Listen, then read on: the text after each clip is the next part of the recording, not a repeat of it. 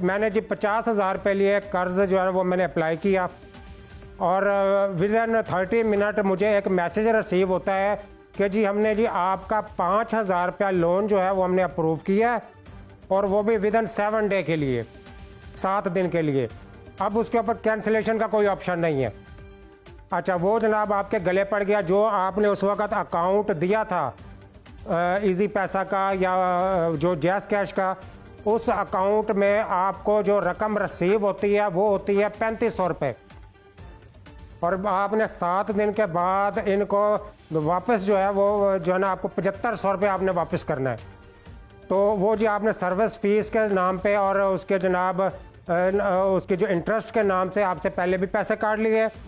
7वें दिन जनाब ये आपको जनाब कॉल करना शुरू कर देते हैं कि भाई आपके जनाब कल ड्यू डे है और जनाब आप हमें पैसे जो है ना वो फौरी तौर पे वापस कर दें। अब एक आदमी जो नुमाइंदे से बात कर रहा है वो कहता है कि भाई मैंने तो आपको 90 डेज़ के लिए अप्लाई किया है लोन, आप मुझे 7 दिन के लिए 7 दिन बाद पैसे वापस मांगना शुरू कर दिए। हाउ इज़ पॉसिबल कि भाई एक आदमी अपनी ज़रूरत के लिए, अपनी ज़रूरत पूरी करने के लिए ये पैसे इनसे लोन की मद में ले रहा है, वो अपनी ज़रूरत पूरी करने के लिए ये पैसे इस्तेमाल करेगा या इंटरेस्ट लगाकर 7 दिन के बाद ये पैसे आपको वापस करेगा। अब जनाब वो आप कहते हैं जी अब मेरी मजबूरी बन गई है, मैं आपको जनाब 7 दिन में पैसे वापस कैसे करूं?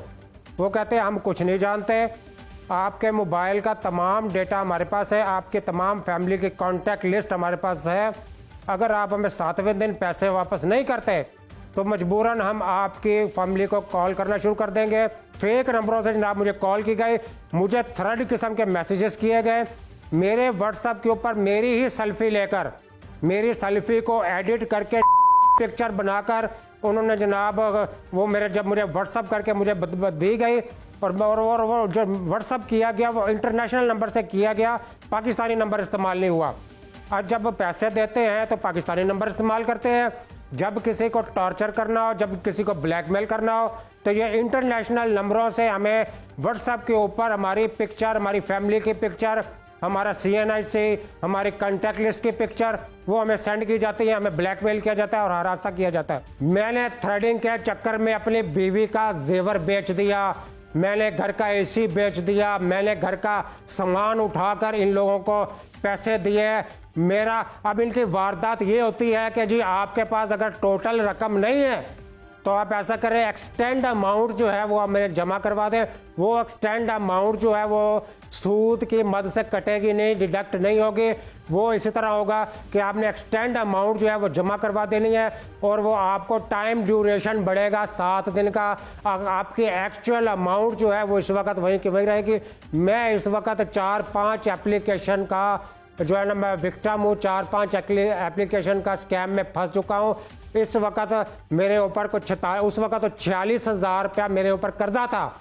आज मैं इन 46,000 कर्जे के ऊपर 2,70,000 रुपया इंटरेस्ट की मद में एक्सटेंशन कराते 2,70,000 रुपये इनको पे कर चुका हूँ, जिसके मेरे पास एविडेंस मौजूद है, मेरे बैंक स्टेटमेंट मौजूद है, हर चीज़ उसमें मौजूद है कि 2,70,000 रुपया 46,000 के ऊपर मैं इनको दे चुका हूँ। और लेकिन मेरा अभी भी लोन क्लियर नहीं हुआ। वही एक्सटेंशन मनी की मद में इस वक्त लाखों रुपया मेरे ऊपर इंटरेस्ट बढ़ चुका हुआ है और मुझे और मेरी फैमिली को थ्रेड किया जा रहा है, ब्लैकमेल किया जा रहा है। मैं इस वक्त बहुत ज़्यादा डिप्रेशन का शिकार हूँ, एंजाइटी का शिकार हो चुका हूँ। खुदारा एक टाइम वो आ गया कि मैंने सोचा इतनी जिल्लत भरी ज़िंदगी से बेहतर है मैं अपने आप को फांसी दे लूँ, अपने आप को मैं खुदकुशी कर लूँ। जिल्लत की ज़िंदगी से अच्छा है कि माशरे में मेरी इज्जत की इन्होंने धज्जियाँ उड़ा दी, कहीं भी मुझे उठने बैठने के काबिल नहीं छोड़ा। मैं एक अकाउंट डिपार्टमेंट में जॉब करने वाला एक सैलरी पर्सन इंसान हूँ। मैं एक माशरे में मेरी इज्जत थी, इन लोन एप्लीकेशन ने मेरी इज्जत की धज्जियाँ उड़ा दी, मेरे ऑफिस के नंबर पे कांटेक्ट किया। इस वक्त मेरे मोहतात अंदाजे के मुताबिक 3 करोड़ गरीब अवाम जो है वो इनका शिकार हो चुकी है। हमारे अदारे जो हैं वो अभी तक सोए हुए हैं, इनके खिलाफ कोई एक्शन लेने को तैयार नहीं है। हमने हज़ारों के हिसाब से इनके खिलाफ एप्लीकेशन FIA साइबर क्राइम में पुटअप की हैं, अभी तक हमें उनकी तरफ से कोई आउटपुट नहीं आया।